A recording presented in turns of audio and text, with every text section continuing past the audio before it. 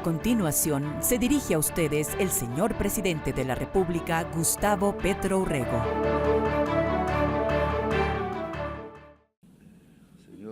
Señor presidente de la Asamblea, este es mi último discurso como presidente aquí, ya es el cuarto. En el primero anuncié a la Asamblea que era muy posible que estallara un conflicto al lado de Ucrania en Palestina. Pedí que se hiciera una conferencia de paz. Los que no tenemos bombas ni grandes presupuestos no somos escuchados aquí, pero 4 años después, ya hoy, lo dantesco de la situación de Palestina no me llevó a pensar que lo mismo o casi lo mismo podría ocurrir en el Caribe colombiano cuando tiran misiles a personas jóvenes desarmadas en el mar. Y entonces ahora estamos ante una situación diferente,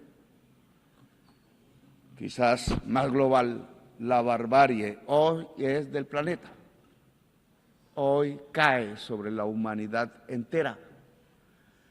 Los misiles sobre 17 jóvenes desarmados en las aguas del Mar Caribe, quizás algunos colombianos, la persecución, aprisionamiento y encadenamiento y expulsión de millones de migrantes, los misiles que caen sobre las 70.000 personas en Gaza y los matan, la falta de acción sobre la crisis climática, cuyas palabras se borran por orden de Trump, están ligados y obedecen a la misma causa. La migración es una excusa para que una sociedad rica, blanca y racista se crea la raza superior y no mire que sus dirigentes la llevan con toda la humanidad al abismo de su propia extinción. Dicen que los misiles en el Caribe eran para detener las drogas. Mentira, dicha aquí, en este mismo sitio. En el año 2023 y 2024 fueron los años donde más cocaína se incautó y más de 700 capos del narcotráfico fueron extraditados a Estados Unidos y Europa. Los extradité yo. Y la cocaína la incautó mi gobierno. Y no tiramos un solo misil, ni asesinamos ningún joven. Los años donde probé que es más eficaz sustituir voluntariamente con los cultivos de hoja de coca que erradicarla forzadamente con glifosato y fuerza sobre los campesinos pobres de Colombia. He cambiado la fracasada y violenta guerra contra las drogas por una eficaz política antinarcotraficante, que es diferente, no confundir la sustancia muerta con la persona codiciosa. Pero necesitan violencia para dominar a Colombia y América Latina. Necesitan destruir el diálogo e imponer y lanzar misiles asesinos sobre jóvenes pobres en el Caribe. La política antidrogas no es para detener la cocaína que llega a los Estados Unidos. La política antidrogas es para dominar los pueblos del sur en general. No mira la droga, mira el poder y la dominación. Por eso hablo ante ustedes como un presidente desertificado por el mismo presidente Trump, sin que él tuviera ningún derecho a hacerlo, ni humano, ni divino y sin razón mental. Quieren violentar y forzar a decenas de miles de campesinos desde el gobierno de Estados Unidos, que está influenciado por políticos de poder colombianos mafiosos. A centenares de miles de campesinos colombianos los han masacrado como masacran a los niños en Gaza. Las masacres fueron hechas en Colombia por políticos que eran senadores, presidentes, ministros, ligados y sobornados por la mafia colombiana del narcotráfico, aliados al mismo tiempo a la extrema derecha de la Florida en Estados Unidos y ahora aliados al gobierno de Trump, aliados desde hace décadas a los capos del narcotráfico de la cocaína en Colombia, verdaderos esquifos, como dicen los italianos. Aliados a esquifos, hacen la política antidrogas desde Washington, Estados Unidos. No sé si Trump sepa que su política exterior hacia Colombia, Venezuela y el Caribe es asesorada por colombianos que son aliados políticos de la mafia de la cocaína. Yo mismo denuncié con nombre propio a estos políticos del paramilitarismo narcotraficante. Con nombre propio por una década en el Congreso de la República siendo senador, y me quisieron matar muchas veces por ello, y quisieran que no fuera presidente y me callara y me silenciara, y ahora quieren que no continúe un nuevo gobierno progresista, y por eso me desertifican casi que personalmente y calumnian a Colombia. En Colombia se ha incautado la más alta cantidad de cocaína de toda la historia del mundo y lo hizo este gobierno y me desertifican. En Colombia hemos logrado detener el crecimiento de la tasa de crecimiento de los cultivos de hoja de coca que venía de 43% anual en el gobierno de Duque y lo he bajado en este año a 3%. Y no desertificaron a Duque, que tenía un financiador narcotraficante en su campaña, y sí a Petro, porque dice cosas y verdades. Luego, la política antidrogas no es para la salud pública de la sociedad, sino para la política del poder. No quieren que se haga luz en la América Latina y llegue de nuevo la hora de los pueblos. Los jóvenes asesinados con misiles en el Caribe no eran del Tren de Aragua, que nadie quizás conozca aquí su nombre, ni de Hamas. Eran caribeños, posiblemente colombianos, y si fueron colombianos, con el perdón de quienes dominan las Naciones Unidas, debe abrirse proceso penal contra esos funcionarios que son de los Estados Unidos. Así se incluye el funcionario mayor que dio la orden, el presidente Trump, que permitió los disparos de los misiles contra los jóvenes que simplemente querían escapar de la pobreza.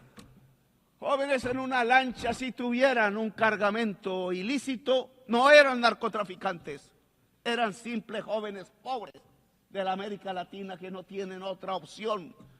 Los narcotraficantes viven en otra parte y no es en la América Latina. Trump lanza misiles sobre lanchas desarmadas de migrantes y los acusa de narcotraficantes y terroristas sin ellos tener una sola arma para defenderse, cuando los narcotraficantes viven en Nueva York, aquí mismo, a unas cuantas cuadras, y en Miami, y hacen acuerdos con la DEA, donde les permiten traficar en África, en Europa, Rusia o China, pero no en los Estados Unidos, país que detiene el crecimiento del consumo de cocaína sin rebajarlo, solo porque sus enfermos drogadictos pasaron, y son enfermos, pasaron a consumir la droga mortal de la contracultura de la humanidad en tiempos de la extinción por la crisis climática, el fentanilo. Este fentanilo se produce en el aparato industrial de los Estados Unidos, aquí, cerca de aquí, y aquí están los consumidores. Es un autoconsumo estadounidense que deriva lo peor de lo que se ha podido entender de drogas en la historia de la humanidad desde que supimos del vino, del alcohol o de la cerveza. Adictos al fentanilo y a la gasolina, venenos totales de la vida en el mundo. Peor la gasolina que el fentanilo. Solo los pueblos negros de aquí, ancestrales de aquí, de más de 20.000 años de antigüedad, las juventudes, las mujeres que no quieren ver morir en masa a sus hijos, blancas, negras, de todos los colores, que aún piensan, gentes que aún piensan, no duermen bajo el fentanilo o bajo la televisión mentirosa, y que pueden detener la tiranía dentro de Estados Unidos mismo y en el mundo. Los ciudadanos que salen a las calles en California, en Nueva York, en Filadelfia, donde se tocó la campana de la libertad, a pesar de los ejércitos que manda Trump contra su propio pueblo para amedrentarlo, a los estados de las ciudadanías libres, en los mismos estados que dejan de estar unidos hoy ante la tiranía. De mal en peor, el presidente de los Estados Unidos no ve que han caído asesinados 1 millón de latinoamericanos entre sí mismos, el mayor porcentaje de ellos compuesto por colombianos, y otro 1 millón morirá de norteamericanos por el fentanilo en 10 años. La cocaína mataba por venenos que le mezclaban 3.000 personas al año en este país. Hoy el fentanilo mata 100.000, 33 veces más. ¿Mejoró Estados Unidos con 50 años de una política absurda? ¿O empeoró y está conduciendo a su sociedad a la muerte dantesca de la droga que mata el cerebro y el pulmón? En esa mortandad de la humanidad, Trump no solo deja que caigan misiles contra los jóvenes en el Caribe, no solo encarcela y encadena migrantes, sino que permite que lancen misiles contra niños, jóvenes, mujeres y viejos en Gaza. Se hace cómplice del genocidio, porque es genocidio y hay que gritarlo una y otra vez. Este recinto es testigo mudo y cómplice de un genocidio en el mundo de hoy, cuando creíamos que era solo propiedad de Hitler. Trump no habla de democracia, no habla de crisis climática, no habla de vida, solo amenaza y mata y deja matar a decenas de miles. En cambio, en mi gobierno, en Colombia, no hemos aumentado la tasa de homicidio. Tenemos la tasa de desempleo más baja del siglo en el país. Tenemos la tasa de pobreza más baja del siglo en nuestras estadísticas. E impulsamos nuestra agricultura 10% anual real y nuestra industria al 5% anual. Y llegaron turistas como nunca por millones a mirar nuestra enorme belleza, el país de la belleza y de la diversidad natural y humana y cultural. Y buscamos paz hablando con narcos y rebeldes. No me da pena hablar siempre para salvar vidas, poniendo por principio la erradicación total de las economías ilícitas y la erradicación de los cultivos de hoja de coca por voluntad misma de los campesinos que están cansados de la violencia. No nos dejamos sobornar de los narcos, como sí sucedió en gobiernos pasados de Colombia. Y ya llevamos 25.000 hectáreas erradicadas voluntariamente. Tenemos éxito en nuestra política nueva, que no es de drogas, es antinarcotraficante, que es diferente. Le agradecemos a los países que nos han ayudado a sembrar paz. Qatar, Cuba, México, el Estado del Vaticano, Noruega, Brasil y Venezuela. No le agradecemos a los que nos quieren llevar a la guerra entre nosotros mismos. Escuchen, señoras y señores del mundo, América Latina no es solo coca o terroristas o narcotraficantes. América Latina tiene potencialmente 1.400 gigas de capacidad anual de energía eléctrica limpia, basada en el agua, el viento y el sol. Y Estados Unidos en el norte, aquí, demanda todos los años 1.200 gigas de energía, que hoy son en un 70% fósiles, es decir, basadas en carbón, gas y petróleo. América Latina, si desarrolla su potencial de energía limpia, podrá limpiar toda la matriz de energía fósil de los Estados Unidos. Oigan eso. Solo falta el dinero y se produciría el mayor aporte a la superación de la crisis climática, hoy casi sin pasos adelante. Entre el potencial de energía limpia y la enorme esponja absorbente de la selva amazónica, América Latina sería la vanguardia humana que podría dar el primer paso cierto y contundente para salvar la vida del planeta y a la humanidad toda. Solo se necesitan 600.000 millones de dólares para desarrollar su potencial.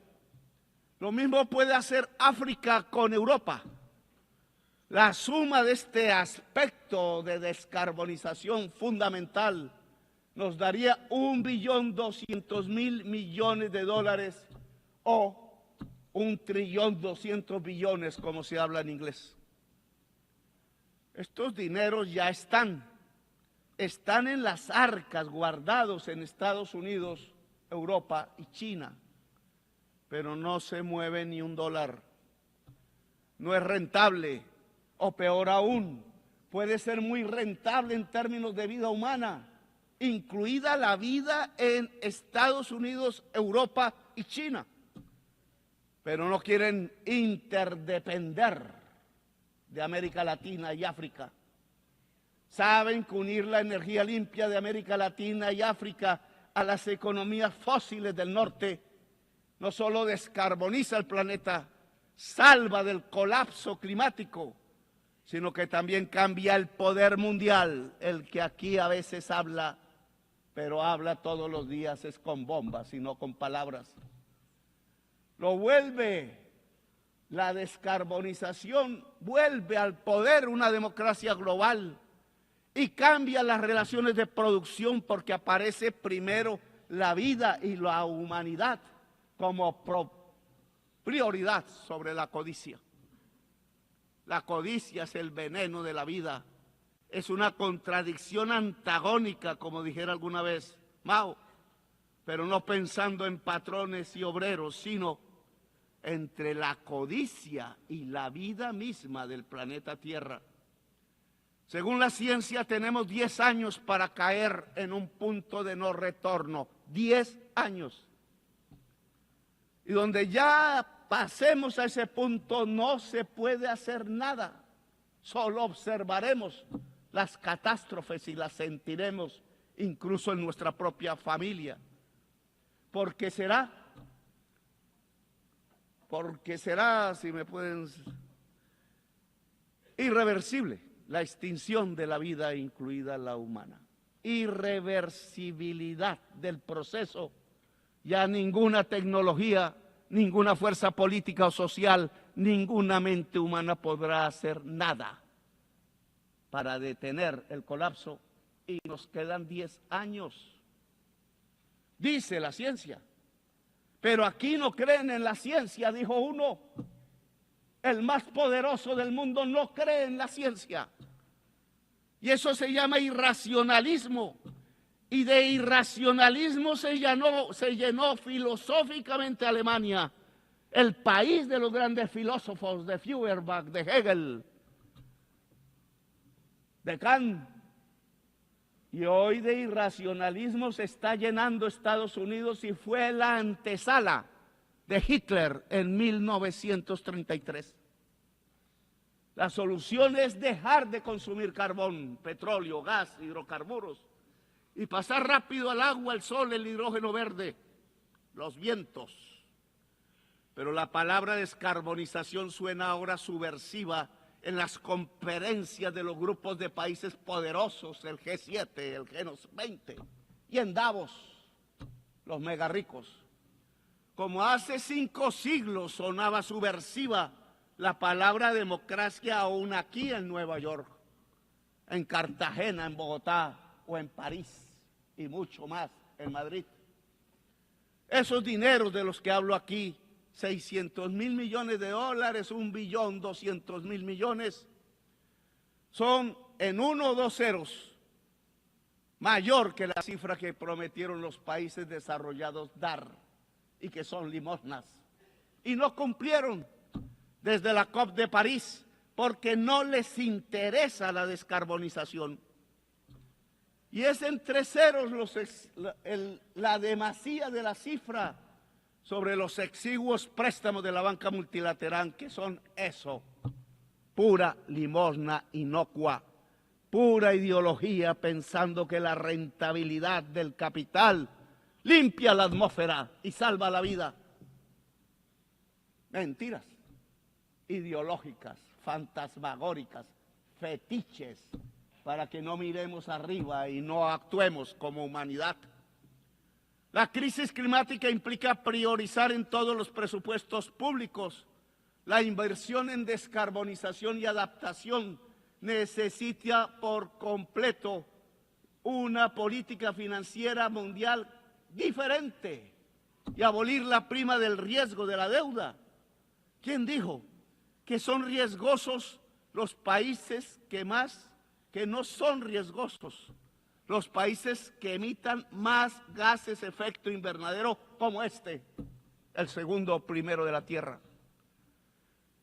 Y que sí son riesgosos los países que absorbemos el CO2 y tenemos selvas y muchos agua y absorbemos en el sur el CO2 del norte.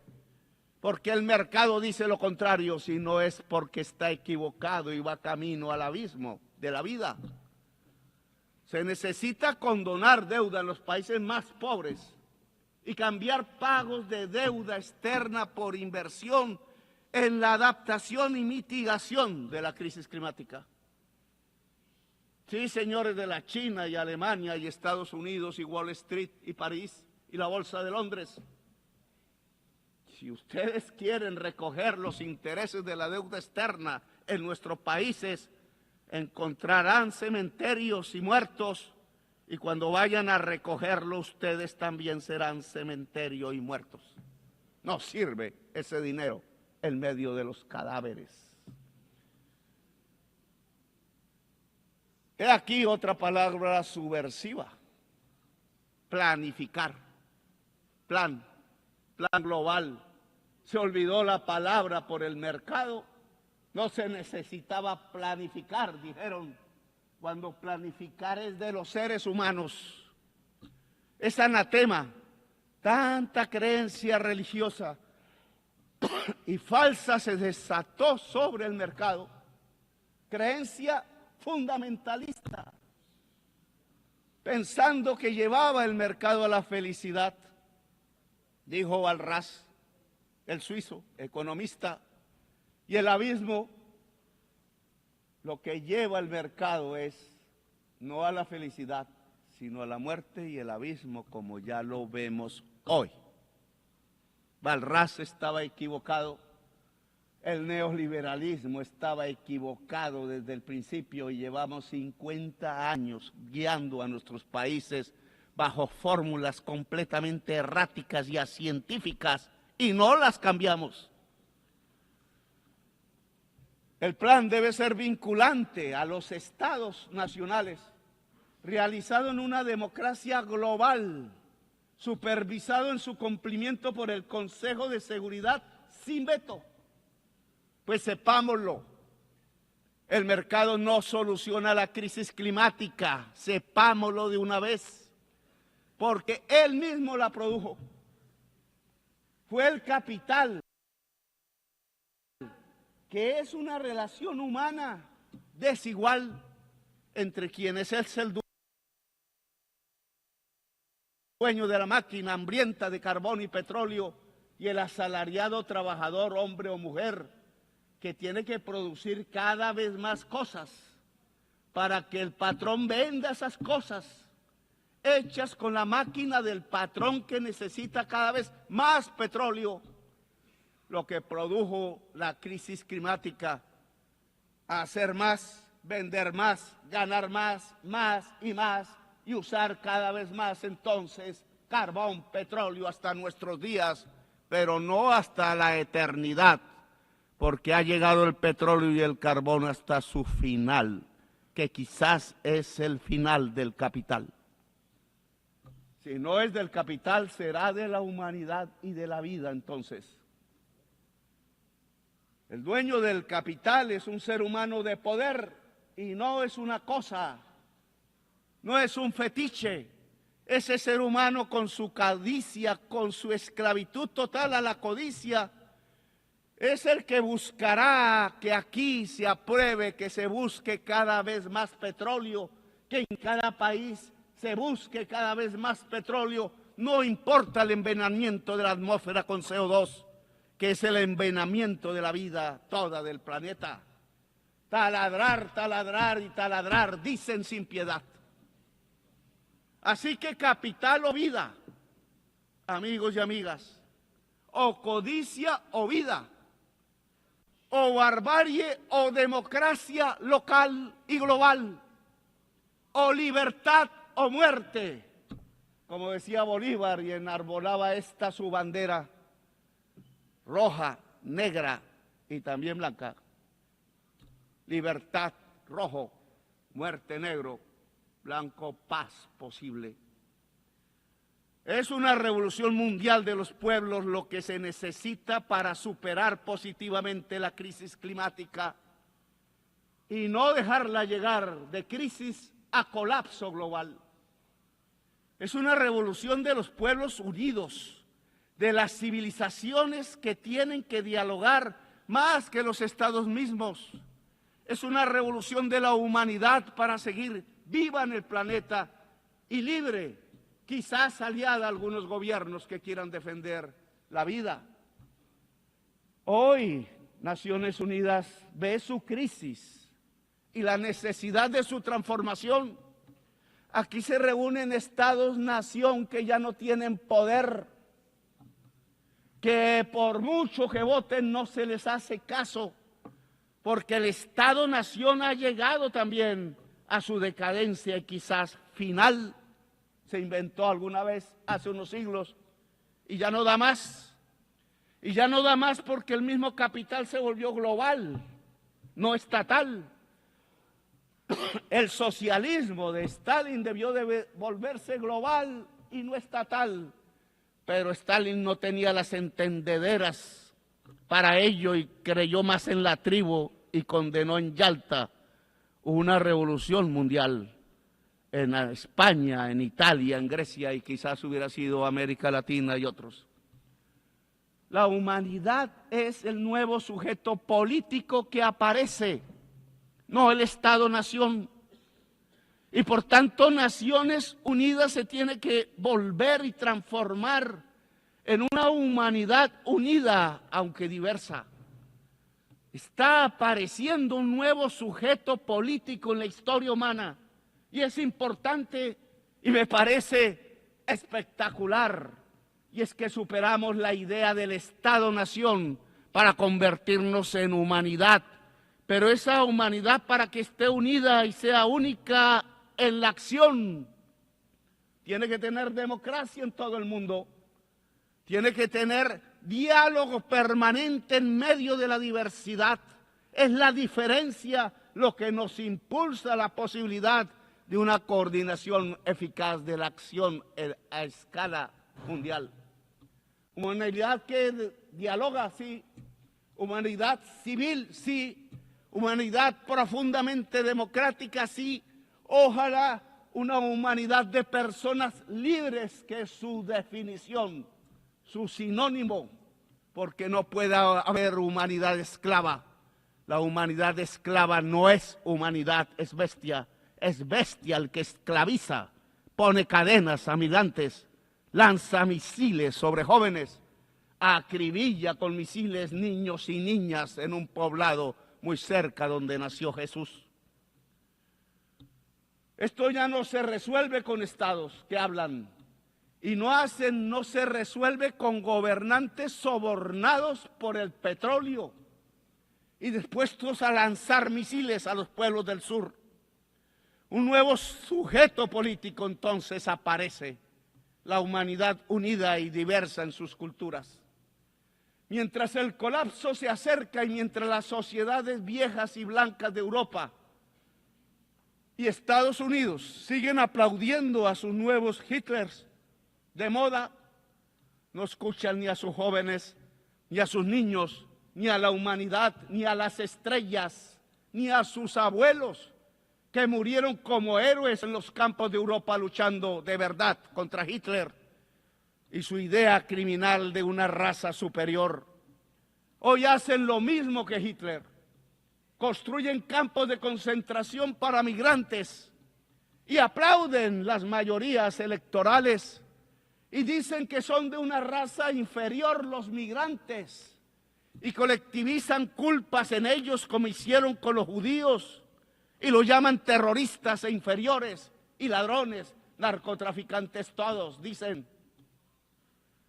Cuando la mayoría de los narcotraficantes son rubios y de ojos azules y guardan sus enormes fortunas en los bancos más grandes del mundo y no viven en Bogotá, ni en Caracas, ni en el Caribe, ni en Gaza, sino que viven en Miami y son vecinos del presidente de los Estados Unidos y viven en Nueva York y en París y Madrid y en Dubái. Viven donde hay lujo, no pobreza. Pero los misiles los tiran donde hay pobreza y no donde hay lujo. Mentira que el Tren de Aragua es terrorista. Solo son delincuentes comunes en forma de banda, agrandados por la estúpida idea de bloquear a Venezuela y quedarse con su petróleo pesado y ya venenoso. Los migrantes no son delincuentes, no tienen que llevarlos a campos de concentración ni expulsarlos encadenados. La migración no es sino el producto del bloqueo a los países más pobres como Irak o Irán o Cuba o Venezuela. El bloqueo económico no es más que un genocidio. La migración no es sino el producto del empobrecimiento de los países más pobres por una deuda impagable y codiciosa. La migración no es más sino la consecuencia de las guerras y las invasiones por el petróleo desatadas por Estados Unidos y la Europa de la OTAN. La migración no es más sino la consecuencia de la crisis climática que transita a colapso y que deja sin agua las tierras del trópico, porque al aumentar el calor se evapora el líquido vital. La solución a la migración no es otra o muy diferente a las cadenas, a las cárceles, a los misiles. No hay raza superior, señores. No hay pueblo elegido de Dios. No lo es ni Estados Unidos ni Israel. Ignorantes fundamentalistas de extrema derecha piensan así. El pueblo elegido de Dios es la humanidad toda. Usan la migración como excusa para no hacer nada contra la crisis climática que barre cada día con la vida. Buscan la migración para ganar votos de blancos y viejos y viejas, pero para desde el poder ocultar que hay que acabar con el consumo del carbón y del petróleo y lo incentivan para taladrar y taladrar y taladrar. La ONU tiene que cambiar ya. Una ONU diferente, humana, debe antes que nada detener el genocidio de Gaza. La humanidad no puede permitir ni un día más de genocidio, ni a los genocidas de Netanyahu ni sus aliados en Estados Unidos e Europa, dejarlos libres. Las Naciones Unidas deben hacer respetar los tribunales internacionales de justicia, el derecho internacional que es la base de la civilización y de la sabiduría de la humanidad condensada en la historia, y debe hacer cumplir las sentencias de su justicia. La diplomacia ya acabó su papel, señores, en el caso de Gaza. no pudo solucionarlo. No es cierto, y me disculpa Macron, que podamos insistir y insistir en hablar y en hablar cuando cada segundo cae un misil y destroza los cuerpos de bebés inocentes, bebés niños y bebés niñas en el país árabe de Palestina. Cada día de mociones vetadas en el Consejo de Seguridad de la ONU, cada día que pasa son más los niños bombardeados, cada veto más bombas, cada veto más muertos. El que veta, que piensa, no es madre, no es padre, no está vivo, viene quizás de fuerzas oscuras, es un robot porque no tiene corazón para vetar. El genocidio debe parar con lo que sigue a la diplomacia. Es con una votación de la Asamblea de las Naciones Unidas, ¿sí? Y no con una votación del Consejo de Seguridad, que vetan. Es con una Uniting for Peace para Palestina, conformando una fuerza armada para defender la vida del pueblo palestino. Palabras y armas toca hoy. No son cascos azules, no entrenados y a veces indispuestos para lo que toca. Es un ejército poderoso de los países que no aceptan el genocidio. Por eso invito a las naciones del mundo y a sus pueblos sobre todo, como parte de la humanidad, a unir ejércitos y armas. Hay que liberar a Palestina. Invito a los ejércitos del Asia, de los pueblos eslavos que derrotaron con tanto heroísmo a Hitler, a los ejércitos latinoamericanos de Bolívar, de Garibaldi, que también tuvo uno en Italia, de Martí, de Artigas, de Santa Cruz. Ya sobran las palabras. Es la hora de la espada, de la libertad o muerte de Bolívar, porque no solo van a bombardear a Gaza, no solo al Caribe como ya lo hacen, sino a la humanidad que clama libertad, porque desde Washington y la OTAN matan la democracia y hacen renacer la tiranía y el totalitarismo a nivel global. Hay que levantar la bandera rojinegra de la libertad o muerte que alzó Bolívar, sin olvidar el color blanco que levantó junto al rojinegro, color de la paz como esperanza para que haya esperanza de vida en la tierra y en el corazón de la humanidad. Los Estados Unidos ya no enseñan democracia, sino que la matan en sus migrantes y su codicia. Estados Unidos enseñan tiranía. La ONU debe empezar su cambio deteniendo el genocidio en Gaza con la efectividad de un ejército de la salvación del mundo, votado por la Asamblea de las Naciones Unidas y sin veto. Después de salvar Gaza pasaremos al plan para descarbonizar la economía del planeta, para que sea un hecho democráticamente construido a escala mundial y funde democracia global, y que el órgano que vigile su aplicación rápida sea el Consejo de Seguridad, pero sin vetos, y que sea vinculante sobre la OMC, el Banco Mundial, el FMI, el sistema financiero privado, por la gran capacidad que tiene el sistema financiero nacional y mundial de centralizar el capital. Es desde allí donde la humanidad puede regular el capital para subordinarlo a la vida y a la humanidad, un capital regulado y subordinado a la vida y a la gente. Por este camino las Naciones Unidas transitarán desde una alianza de estados a una alianza de pueblos y culturas diversas que son el componente de la humanidad.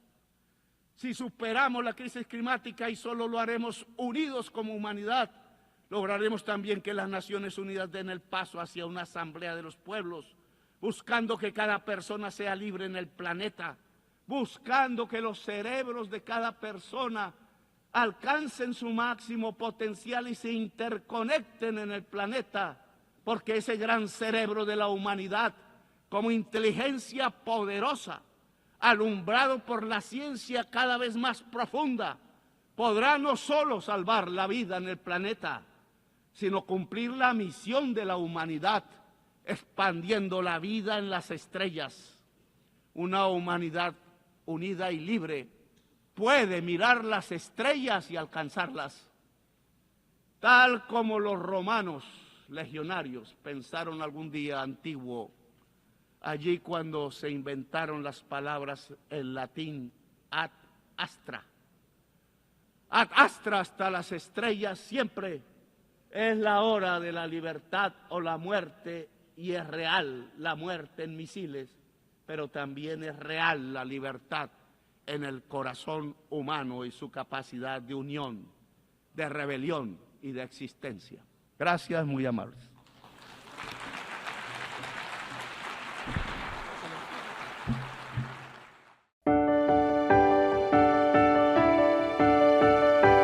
La anterior fue la locución del señor presidente de la República, Gustavo Petro Urrego.